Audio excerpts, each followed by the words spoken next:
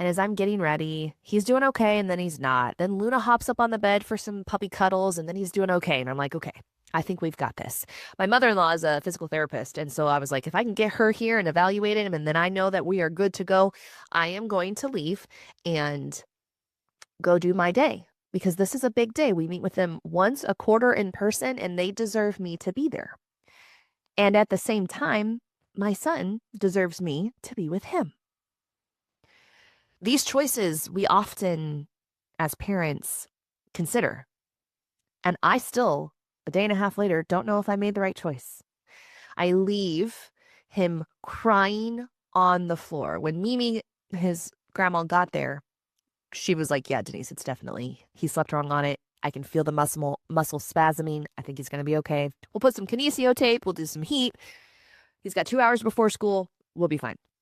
I said, okay. Had she not done that and like evaluated him with her medical license, I'm not so sure I would have been able to left. But that piece gave me a sense of, okay, I am going to go to work.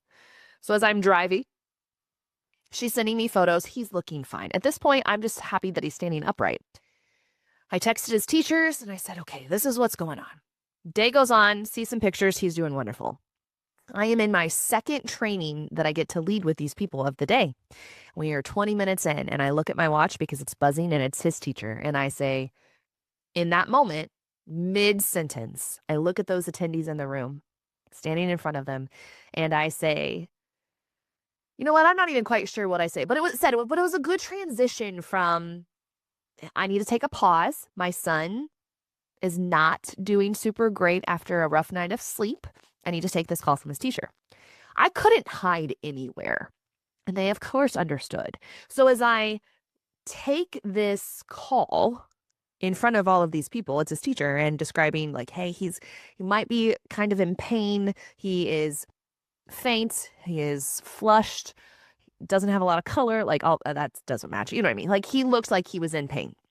And I said, okay, so in these moments, I needed to make instinctual mom decisions. And I had been in the brain of business owner, Maxwell leadership coach, facilitator, trainer.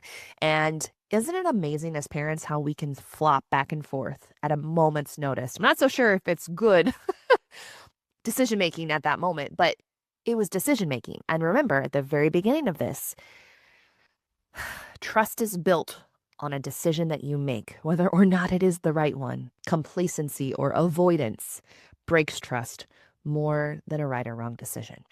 And so in that moment, I said, when they were asked, like, what do you want us to do? And I said, keep him off to the side. I'm going to call someone. We'll be there to pick him up. And they said, great. I think that's the right call. I'm like, oh, thank you.